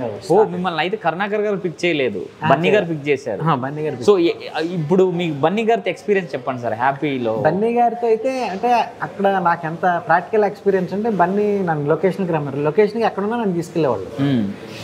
అక్కడ లొకేషన్లో స్పాట్లో డైలాగులు మార్చాలా అని చెప్పి ప్రతిరోజు నేను బన్నీ జెనిలియా సరదా ఒకళ్ళ మీద ఒకళ్ళు జోకులు వేసుకుని చాలా ఫన్నీ. బన్నీ చాలా సరదాగా ఉంటుంది, down to earth. Maybe down to earth వాళ్ళే ఆ స్థాయికి వెళ్తారేమో. ఏది చిన్న కాంప్లికేషన్ ఉండదు, చాలా సరదాగా ఉంటాడు. చిన్న జోక్ వేసినా నవ్వుతాడు. సో అప్పుడు ఏంటంటే నేను కాలేజీలో నా అనుభవాలు, మేము జోక్ చేసుకున్నవి, అలాగే యూనివర్సిటీలో జోకులు వేసుకున్నవి, అవన్నీ కూడా ఈ సినిమాలోనే ఎక్కువ రాశాను. హ్యాపీ సినిమాలు అన్ని. అంటే రెండోదా మీకు హ్యాపీ? ఓ సూపర్ సార్. హ్యాపీ నా ఆల్ టైమ్ ఫేవరెట్. ఇప్పుడు పెట్టుకుంటే బట్టమ్మానా లేకపోతే ఇద్దరు మా పేర్లతో పిలుచుకుంటారు కదా, నీ పేరేం పేరు, నీ పేరేం పేరు. హీరోనేమో పెంటయ్య అని చెప్పేసి ఏడిపిస్తారు. ఇప్పుడు చెప్పండి, హ్యాపీ జరిగేటప్పుడు అంటే హ్యాపీ డేస్ అనొచ్చు, అవి హ్యాపీ జరిగే డేస్ లో బన్నీ గారికి, ఇప్పుడు బన్నీ గారు మీరు అనిపించిందా డిఫరెన్సా? ఆ కష్టం అది దానివల్ల ఆయన స్థాయికి వెళ్ళారు కదా. ఇప్పుడు అంటే బన్నీ గారు నా ప్లస్ పాయింట్ ఏంటంటే నేను అబ్జర్వ్ చేస్తుంది, తను క్యారెక్టర్ని ఇన్వాల్వ్ అవ్వడం, దీని మీద స్టడీ చేస్తాడు అతను. ఎవరైనా ఒక దర్శకుడు కథ చెప్పాక దీనికి ఎలా ఉండాలి, మన బాడీ లాంగ్వేజ్ ఎలా ఉండాలి, దీనికి ఏ సాంగ్స్ పెట్టుకోవాలి, ఫైట్లు ఎలా ఉండాలి, అతను సపరేట్గా ఒక టీంని పెట్టుకుని వరల్డ్లో కొత్త ఎక్కడున్న డ్యాన్సులు కానీ ఇవి కానీ ఆ మెటీరియల్ గ్యాదర్ చేసి, ఇప్పుడు ఒక డాన్స్ థియేటర్ని పెట్టారని అతని దగ్గరికి వెళ్తాడు, వెళ్ళి ఇవి ఇస్తాడు, ఏమైనా కొత్త ఏమైనా పెట్టండి, అలా ఫైట్ మాస్టర్ దగ్గర ఈ ఫైట్ బాగుంటుంది చూడండి అని ఇతనే ఇస్తాడు మెటీరియల్. అంటే దర్శకుడు అల్టిమేట్ ఎప్పుడు captain of the ship, director అతనే బోల్డ్ ఆలోచనలు బోల్డ్ ఐడియాస్తో ఉంటాడు. కానీ తిన కూడా కొంత వర్క్ చేస్తాడు, చేసి అతనికి ఇచ్చి చేయించుకున్న అంత ఇంట్రెస్ట్, ఆ రోజు చూసిన ఇంట్రెస్ట్ ఈ రోజు కూడా అదే ఉంది. మనిషి కూడా చాలా గుడ్ హ్యూమన్ బీయింగ్. తనకు కూడా మొన్న సార్ నేను బుక్ రాస్తున్నాను అని పెట్టా, నచ్చిపోతే కంగ్రాచులేషన్స్ అని పెట్టా. ఆ కృషి వల్లనే ఇప్పుడు బన్నీ గారు national award, first national award తీసుకున్న హీరోగా, హీరో చరిత్రలో తెలుగు చలనచిత్రంలో ఆయనకంటూ పేజీ లిఖించుకున్నారు ఆయన. నిజంగా ఆ రోజు అంటే just I want to know ఆయన అప్పుడు మీరు పనిచేసినప్పుడు, ఇప్పుడు నేను కూడా చేశా కాబట్టి నాకు అది తెలుసు ఆయన కష్టం. సో తర్వాత మీరు ప్రభాస్ గారి గురించి. ప్రభాస్ గారితో నేను 2 సినిమాలు చేశాను. ఆయన ఇంకా మొహమాటం, సాఫ్ట్, అంటే టూ బి ఫ్రాంక్ ఆయనతో మాట్లాడితే ఒక పసిపిల్లోళ్ళ ఉంటుంది ఆయన. అంటే క్లీన్ వైట్ పేపర్. లైఫ్లో ఎప్పుడూ కూడా సినిమాల్లో అతని పర్సనల్ లైఫ్ అవ్వచ్చు, దేనిలో చిన్న కాంప్లికేషన్ కూడా లేదు. ఎక్కడ మీరు చూసుకోండి, ఎక్కడ ఒక టీవీలో కానీ చిన్న కాంట్రవర్సీ కానీ ఏది ఉండదు. అందుకే ప్రభాస్కి అందరు ఫ్యాన్స్ ఉంటారు. అందరికీ డార్లింగ్. చిన్న ఎవరిని ఇలా కూడా హట్ చేయడు తను. హట్ చేయడు, తన పెద్ద తన చూసుకుంటాడు. దర్శకుడు ఏది చెప్తే అది చేస్తాడు. అతని దగ్గర ఉన్న వ్యక్తి చాలా సంతోషంగా ఉండాలని కోరుకుంటాడు. అతను ప్రపంచం అంతా సంతోషంగా ఉండాలని కోరుకుంటాడు. ఇంత జలసీ లేదు. పక్క విషయం పట్టించుకోడు. ఇప్పుడు ఎవరో టీవీలో ఆయన గురించి బ్యాడ్గా చెప్పారు, సార్ మీ గురించి అతను ఇలా అన్నా అంటే అతను నాకు తెలియదు అంటాడు. అతను ఎవరు ఏంటి కూడా అసలు ఏం పట్టించుకోడు. అతను లైక్ ఏ గాడ్. అతను నాకు అలాగే అనిపిస్తుంది. అంచేత అతను ఒక పాన్ ఇండియా హీరో అయ్యాడని నాకు కాను అదే అనిపిస్తుంది. నాకు అంటే ఇది ఎగ్జాగరేషన్ అవ్వచ్చేమో, ఎవరైనా అనుకుంటారేమో. మీతో చేసిన ఇద్దరు స్టార్లు పాన్ ఇండియా స్టార్లు అయ్యారు. అట్లనే ఎవరైనా అభిమానులు మిమ్మల్ని రిక్వెస్ట్ చేయొచ్చు, మా హీరోతో కూడా సినిమా చేయండి సార్ అంటే ఇనీషియల్ డేస్లో. ఇప్పుడు అంతే కదా, ఇప్పుడు మీరు బన్నీ గారితో చేశారు, ఇప్పుడు వరల్డ్ స్టార్ బన్నీ గారు. అట్లనే ప్రభాస్ గారు అంటే సరే సంబంధం లేకపోయినా ఊరికి కంపారిజన్ కోసం చెప్పాను, సరదా కోసం. బట్ అదేంటంటే అంటే నేను మీకు ఎప్పుడైనా అట్లా అనిపించిందా? నాకు అనిపించదు. ఎందుకంటే ఇక్కడ ఎవరి కష్టం వాళ్ళదేనండి. ఇండస్ట్రీలో ఎవరికి టాలెంట్ ఉంటే వాళ్ళు ఎదుగుతారు, ఇంకొకళ్ళు ఆగలేడు.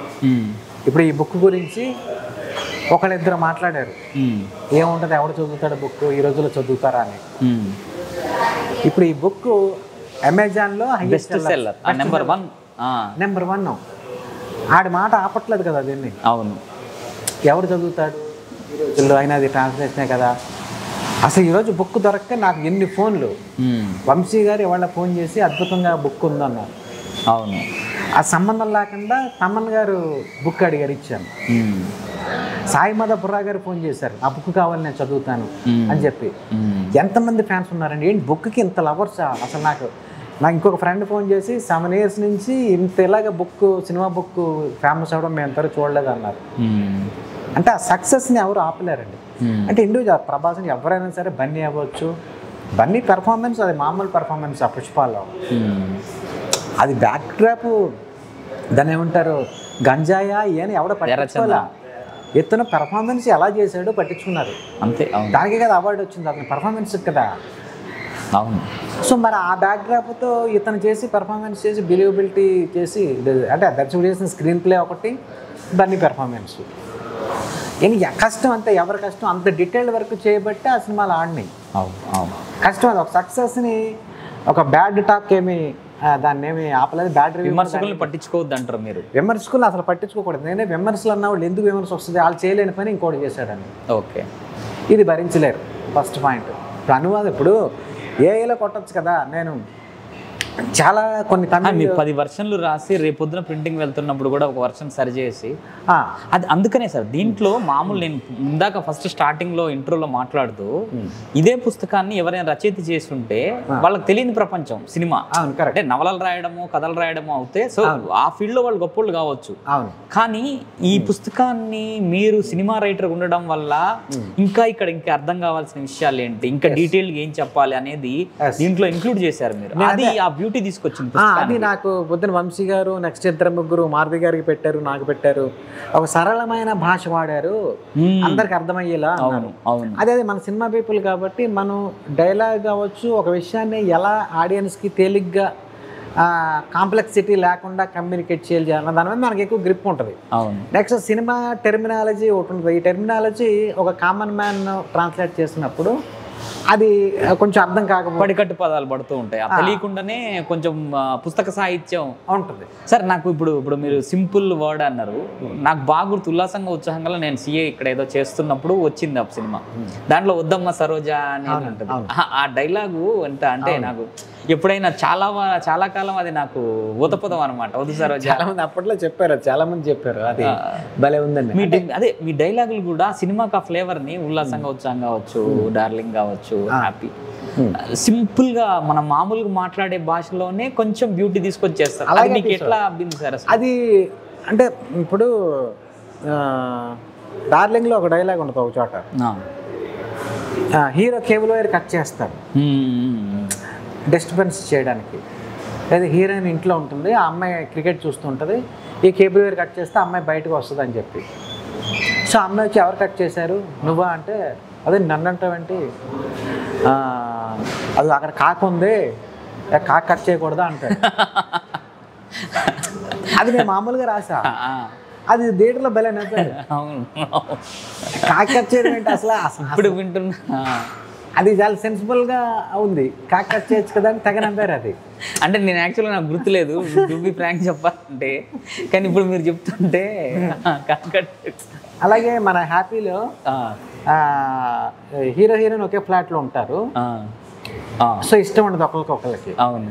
సో అమ్మాయి ఏముంటుందంటే పెసరట్లు వేస్తుంది, పెసరట్లు వేస్తే హీరోకి పెడుతుంది, వాడికి ఏదో కౌంటర్ ఇస్తుంది హీరోకి, ఫీల్ అవ్వక ఈ పెసరట్టు తిను అని హీరోకి ఇస్తుంది. మరి నీ పెసరట్ట, మాడిపోయిన పెసరట్ట కుక్కలు కూడా తినమంటాడు, అంటే అందుకే నీకు పెట్టాను.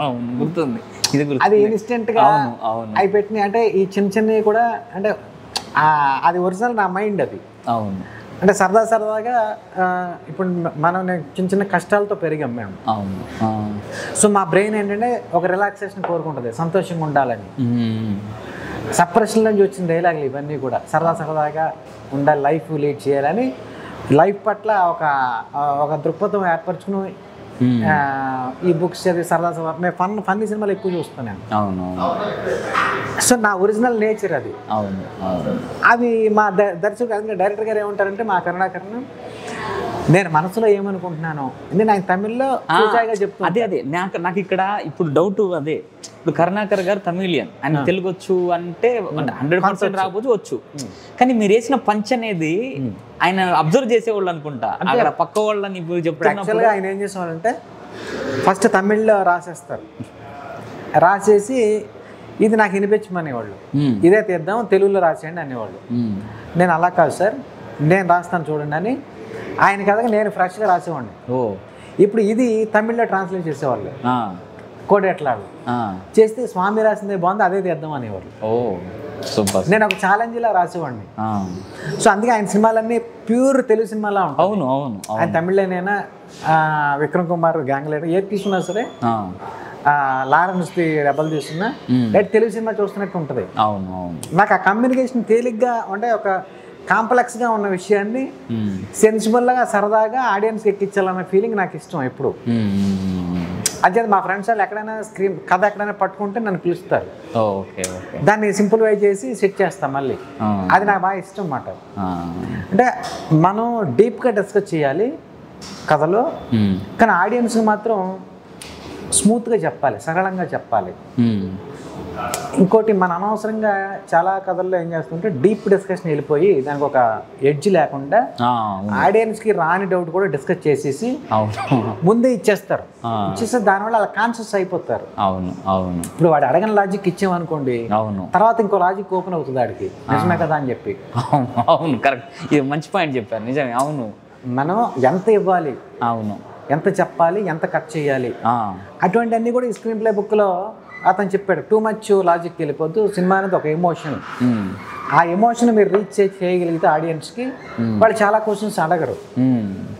అవును. అది అవన్నీ కూడా ఆ మెళకువలన్నీ కూడా ఈ బుక్లో ఆయన బాగా చెప్పారు. అవి నాకు భలే అద్భుతంగా అనిపించింది నాకు ఫస్ట్ టైం చదివినప్పుడే. అది sir, thank you very much sir. ఇప్పుడు ఈ బుక్ అంటే నార్మల్గా మీరు ఒక రచయిత, 30 సినిమాలు రాశారు, మంచి క్లాసిక్స్, అంటే చాలా బ్యూటిఫుల్, అంటే పేరు చెప్తేనే ఒక రెస్పెక్ట్ వచ్చే రాశారు. మిమ్మల్ని ఇన్స్పైర్ చేసిందంటే, ఈ బుక్ ఇన్స్పైర్ చేసి మీతో అనువదింపజేసిందని అంటే ఇది ఖచ్చితంగా కొత్త రైటర్లకు ఉపయోగపడే పుస్తకం అని అర్థమైంది. అద్భుతంగా డెఫినెట్గా ప్రతి సినిమా రచయిత అవుదాం అనుకున్న ప్రతి వ్యక్తి, దర్శకుడు అవుదాం అన్న ప్రతి వ్యక్తి ఖచ్చితంగా ఈ బుక్ చదవాలి. ఇంకోటి సినిమా నుంచి వెళ్ళిపోదాం అన్న కూడా చదవాలి, ఎందుకంటే ఇది ఆపుతుంది. ఓ సూపర్, ఇది అద్భుతం. ఎందుకంటే మంచి సినిమా తీసి వెళ్ళిపో అనిపిస్తుంది. అది అవునవునవును. అంచేత ఖచ్చితంగా మనం చదవాలి. ఇప్పుడు నేను కూడా చెప్పాను కదా, ఈ బుక్ చదువుతున్నప్పుడు మేము కొన్ని కథలు చేస్తున్నాం, అది చేసేప్పుడు అందులో కూడా కరెక్షన్ చేసాం. ఓ సూపర్ సూపర్. కరెక్టే కదా, ఇక్కడ రాంగ్ వెళ్ళిపోయాం కదా మనం అని చెప్పి, అలా బాగా హెల్ప్ అవుతుంది అది. కాబట్టి ఖచ్చితంగా అందరూ ఒక నైట్ కూర్చుంటే అయిపోతుంది బుక్, ఎక్కువ కాంప్లికేషన్ లేకుండా సింపుల్గా రాసాం. అవును. So thank you very much sir. ఈ పుస్తకానికి పాఠకుల తరపున, రచయితలకి, మీరు కొత్త రచయితల తరపున ఈ పుస్తకం తీసుకొచ్చినందుకు ఇండస్ట్రీ వ్యక్తిగా మీకు చాలా థ్యాంక్స్. ఇలాంటి మళ్ళీ మంచి మంచి పుస్తకాలు మీరు తీసుకురావాలి, మళ్ళీ ఆ పుస్తకాల మీద మళ్ళీ ఇలాగే మాట్లాడుకోవాలని కోరుకుంటూ thank you very much sir. Thank you. 3TV ప్రేక్షకులకి నా శుభాకాంక్షలు. All the best.